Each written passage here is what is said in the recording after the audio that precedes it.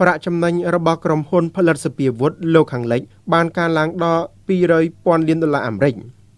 សារព័ត៌មានការពារជាតិ Defense News បានរាយការណ៍ថាប្រាក់ចំណូលរបស់អ្នកម៉ៅការពារជាតិកម្ពុជាលោកខាងលិចបាននឹងកំពុងកើនឡើងជាលំដាប់ដោយក្រុមហ៊ុនផលិតសពាវុធរបស់អាមេរិកកំពុងគ្រប់គ្រងលើឧស្សាហកម្មអាវុធពិភពលោកយោងតាមចំណាត់ថ្នាក់ថ្មីរបស់ទស្សនាបតីនៃក្រុមហ៊ុនការពារជាតិកម្ពុជាទាំង100បានបង្ហាញថាក្នុងឆ្នាំ2022អ្នកម៉ៅការអាវុធកម្ពុជាទាំង5របស់សហរដ្ឋអាមេរិកបាន$196,000 លានអាមេរិកនៅក្នុងប្រាក់ចំណូលទាក់ទងនឹងវិស័យយោធា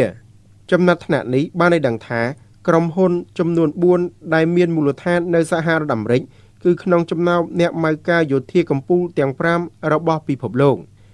សហរដ្ឋអាមេរិកបានក្លាយជាប្រភពអាវុធដ៏សំខាន់របស់អ៊ុយក្រែនចំពេលមានជម្លោះជាមួយរុស្ស៊ី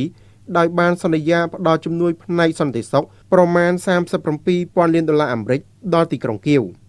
នៅក្នុងឆមាសទី1នៃឆ្នាំនេះប្រាក់ចំណូលរបស់អ្នកម៉ៅការពារជាតិប្រទេសលោកខាងលិចកម្ពុជាទាំង25បានកើនឡើង11%ដល់$212,000 លានអាមេរិក